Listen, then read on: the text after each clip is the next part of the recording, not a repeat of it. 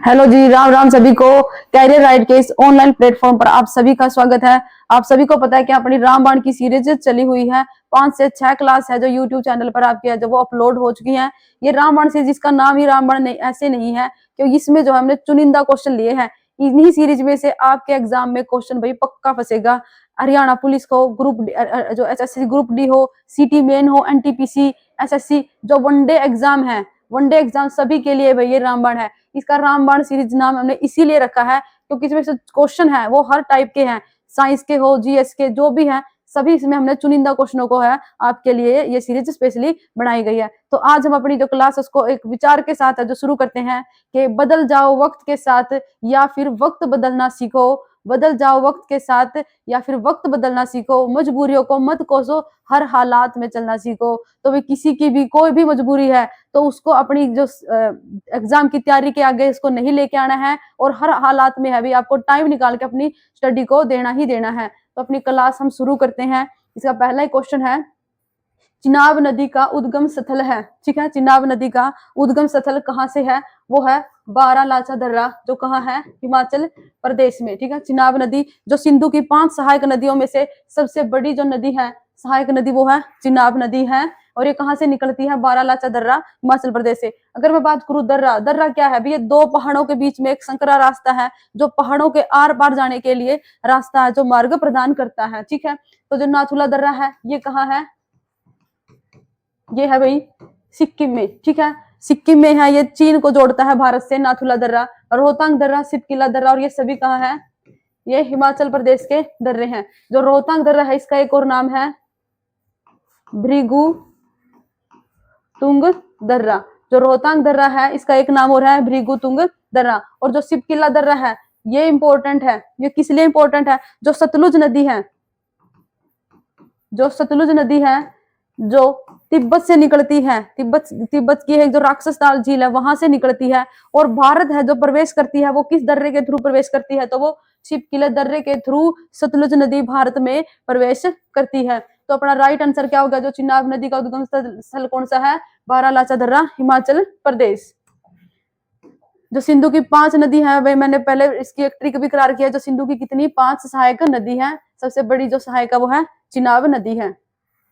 Next जो question है, निम्न में से कौन सा जलप्रपात बीहड़ नदी या फिर रीवा नदी इससे संबंधित नहीं है, ठीक है। तो जो बीहड़ या फिर रीवा नदी है ये बीहड़ क्षेत्र में है, इसीलिए इसका नाम है बीहड़। तो इसके लिए जो जलप्रपात है चचाई, केवटी, बहुटी, ये सभी तीनों जो जलप्रपात है वो बीहड़ नदी पर या फिर इसकी जो सहायक नदी है उन पर बने हैं। जो शंकर खो है, जो शंकर खो जलप्रपात है वो बीहड़ नदी से संबंधित नहीं है। तो हमारा राइट आंसर क्या हो गया? शंकर खो जलप्रपात। अब जो एक है कपिल धारा जलप्रपात, कई बार है जो पेपर में आवी। कपिल धारा जलप्रपात है किस नदी पर बना है?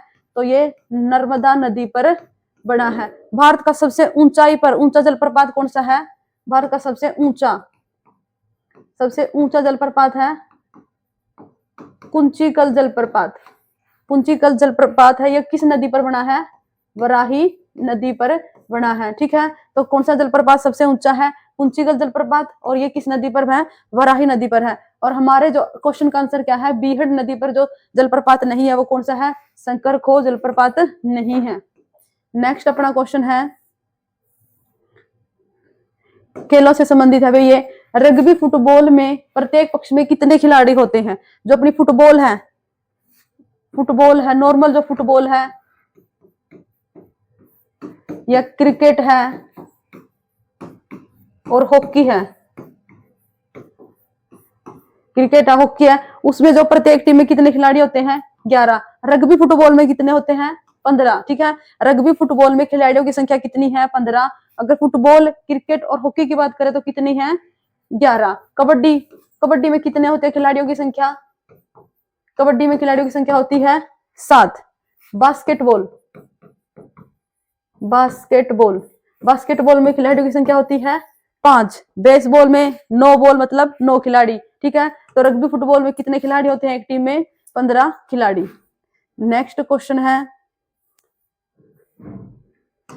रेगिस्तान में पैदा होने वाले पौधे क्या कहलाते हैं? रेगिस्तान रेगिस्तान में भी कैसी मिट्टी होती है, बंजर है, पानी की कमी है, तो वहां कैसे पौधे उगते हैं, वहां उगते हैं जीरोफाइट।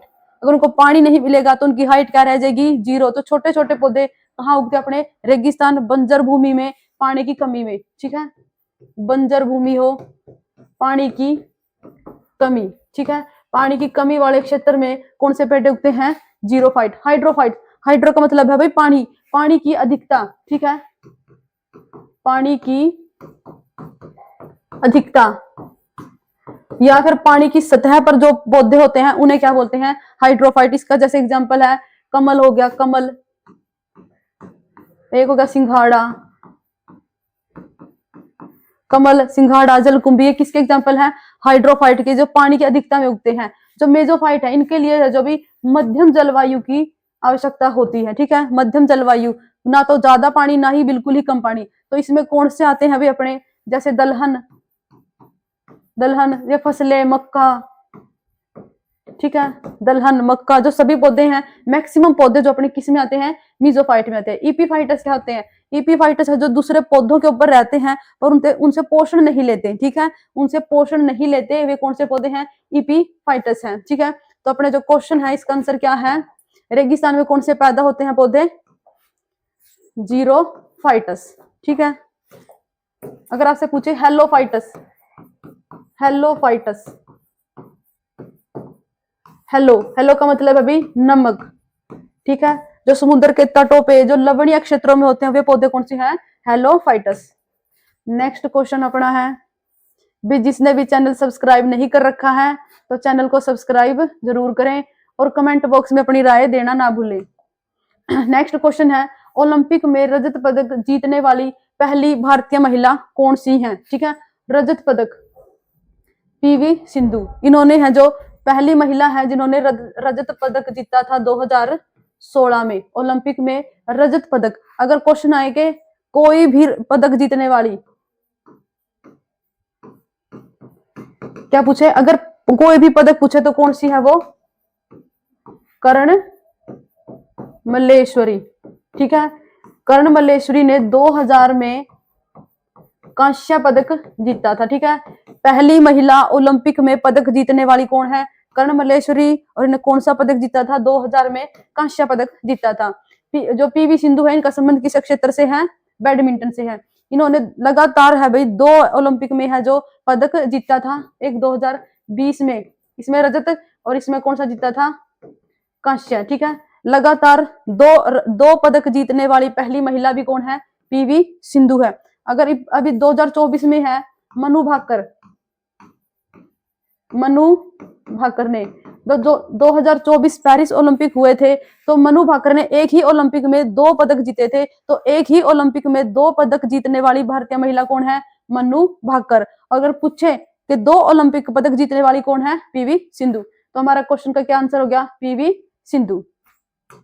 नेक्स्ट अपना क्वेश्चन है, और जो ओलंपिक है इसकी शुरुआत कब हुई थी, 1896 में इसकी जो है शुरुआत हुई थी। नेक्स्ट अपना क्वेश्चन है, विद्युत केतली में पानी गर्म कैसे होता है, ठीक है, मतलब उष्मा का स्थानांतरण कैसे होता है। उष्मा के स्थानांतरण के तीनों है, ये चालन, संवहन और विकिरण। विकिरण है जो सूर्य की किरणें पृथ्वी पर किस माध्यम से आते हैं, सूर्य की किरणें पृथ्वी पर विकिरण के माध्यम से ही पृथ्वी पर आती हैं, ठीक है। सूर्य की किरण पृथ्वी पर किस माध्यम से आती हैं, विकिरण के कारण ही जो है पृथ्वी पर आती है। तो विद्युत केतली में जो पानी है वो किस तरह से गर्म होता है, वो संवहन, ठीक है। संवहन का मतलब क्या है भाई, उष्मा में जब कोई भी, जैसे ये जो इसमें पानी है तो जो गर्म ये कण है, ये गर्म होकर ऊपर चले जाएंगे जो कण, और जो ठंडे कण ऊपर है वो इनका स्थान ले लेंगे। इसी को क्या बोलते हैं, संवहन। उष्मा का जो स्थानांतरण होता है उसे बोलते हैं संवहन। और ये किस में होता है, द्रव में और लिक्विड में, द्रव में और गैस में। और जो चालन है ये किस में होता है, ये होता है ठोस में, ठीक है। जैसे लोहे की जो छड़ है वो कैसे गर्म होती है, चालन के कारण, ठीक है। तो अपने क्वेश्चन का जो आंसर क्या है, संवहन के कारण विद्युत केतली में पानी गर्म होता है। नेक्स्ट अपना क्वेश्चन है, हरा प्रोटोजोआ के नाम से किसे जाना जाता है। हरा प्रोटोजोआ, हरा के नाम से मतलब समझ रहे हम क्लोरोफिल, तो ये किसे कहा जाता है, यूग्लिना को। युगलिना है भाई, इसमें जंतु और पौधे दोनों के गुण है। इसमें क्लोरोफिल होता है और ये जो प्रकाश संश्लेषण की क्रिया करके अपना भोजन बनाता है। अगर जो प्रकाश के अभाव में है ये दूसरे पौधों पर है जो निर्भर करता है, जैसे जंतु करते हैं, तो इसको हम युगलिना को क्या बोलते हैं? पौधे व जंतु के बीच की योजक कड़ी। ठीक है, तो जंतु और पौधों के बीच की जो योजक कड़ी किसे बोलते हैं? युगलिना को बोलते हैं। इसे क्या बोला जाता है? हरा प्रोटोजोआ। अमीबा है भाई, अमीबा की कुछ ऐसी स्ट्रक्चर होती है। ठीक है, इसकी अनियमित स्ट्रक्चर है और ये भी क्या है? एक कोशिकीय जीव है। ठीक है, एक कोशिकीय। अमीबा क्या है? एक कोशिकीय है। अमीबा क्या है? एक कोशिकीय जीव है। ठीक है, और जो पैरामीशियम है ये मीठे पानी में मिलता है, मीठे पानी में मिलता है। लिशमैनिया, जो मनुष्य में जो कालाजार रोग है, कालाजार रोग है, वो किसके कारण होता है भाई? लिशमैनिया के कारण ही होता है। तो ठीक है, हमारा जो क्वेश्चन है उसका आंसर क्या हो गया? हरा प्रोटोजोआ किसे कहते हैं? युगलिना को कहते हैं। युगलिना ही पौधे और जंतुओं के बीच की योजक कड़ी है। नेक्स्ट अपना जो क्वेश्चन है, नंद वंश का अंतिम सम्राट कौन था? ठीक है, नंद वंश है जो उसका अंतिम सम्राट कौन था? अपना आंसर है धनानंद। ठीक है, तो नंद वंश का जो अंतिम सम्राट था वो धनानंद था। और नंद वंश की स्थापना किसने करी थी? स्थापना किसने करी थी? ये करी थी महापद्म नंद ने इसकी जो नंद वंश की स्थापना करी थी। और इसका जो अंतिम था वो कौन था? धनानंद। जो नंद वंश है इसका जो अंत किसने किया था भाई? इसके बाद कौन आया था? मौर्य। ठीक है, चंद्रगुप्त मौर्य ने धनानंद को हराकर है मगध पर है जो मौर्य साम्राज्य की नींव रखी थी। और जो चंद्रगुप्त मौर्य है इनके गुरु कौन थे? चाणक्य। ठीक है, इनके गुरु कौन थे? चाणक्य। चाणक्य की मदद से चंद्रगुप्त मौर्य ने नंद वंश के जो शासक है धनानंद को हराकर है मौर्य साम्राज्य की स्थापना करी थी। और अगर पूछे जब सिकंदर ने भारत पर आक्रमण किया तो उस टाइम पे कौन था? धनानंद था। ठीक है, धनानंद के कार्यकाल के दौरान ही सिकंदर ने भारत पर आक्रमण किया था। ठीक है, नेक्स्ट अपना क्वेश्चन है, चिरीथाई त्योहार किस राज्य में मनाया जाता है? चिरीथाई त्योहार किस राज्य में मनाया जाता है? तो वो है तमिलनाडु में। ठीक है, तमिलनाडु में कौन सा त्योहार मनाया जाता है? चिरीथाई। राजस्थान में कौन सा है? जैसे गणगौर, राजस्थान में है गणगौर। पंजाब में है, सबको पता है, लोहड़ी। और एक और इंपॉर्टेंट है इसमें, होला मोहल्ला। ठीक है, होला मोहल्ला ये भी कहाँ मनाया जाता है? पंजाब में मनाया जाता है। ये कई बार पूछा है। तो चिरीथाई त्योहार किस राज्य में मनाया जाता है? वो मनाया जाता है तमिलनाडु में। ठीक है, अपना क्वेश्चन है क्वेश्चन नंबर 24, भगवान बुद्ध को किस नदी के किनारे ज्ञान की प्राप्ति हुई थी? बुद्ध का मतलब क्या है भाई? ज्ञानी, जिसने ज्ञान को प्राप्त कर लिया है, जिसने संसार की मोह माया को त्याग दिया है, वो क्या है? उसको क्या कहते हैं? बुद्ध। तो बुद्ध ने किस नदी के किनारे है जो ज्ञान की प्राप्ति है जो प्राप्त कर ली थी? वो ऑप्शन नंबर ए, निरंजना नदी। ठीक है, निरंजना नदी, बोध गया, कहा? बिहार। ठीक है, तो इन्होंने जो ज्ञान की प्राप्ति है, घर से निकले थे ये, इन्होंने जो ज्ञान है वो कितनी साल में प्राप्त कर लिया था? 35 वर्ष की आयु में इन्होंने है जो ज्ञान को प्राप्त कर लिया था। किस नदी के किनारे? निरंजना नदी के किनारे, बोध गया बिहार में। और किस पेड़ के नीचे? पीपल के पेड़ के नीचे। ठीक है, पीपल के पेड़ के नीचे भगवान बुद्ध को है जो ज्ञान की प्राप्ति हो गई थी। जो महात्मा बुद्ध है इनका जो बचपन का नाम है, बचपन का नाम क्या था इनका?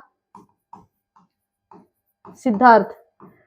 भगवान बुद्ध के जो बचपन का नाम था वो क्या था? सिद्धार्थ। इनको ज्ञान की प्राप्ति कहाँ हुई थी? निरंजना नदी के किनारे। इनका जो टाइम है, जो जन्म हुआ था वो था 563 ईस्वी पूर्व से 483 ईस्वी पूर्व। कहाँ हुआ था इनका जन्म? लुम्बिनी में। ठीक है, कहाँ था? लुम्बिनी में।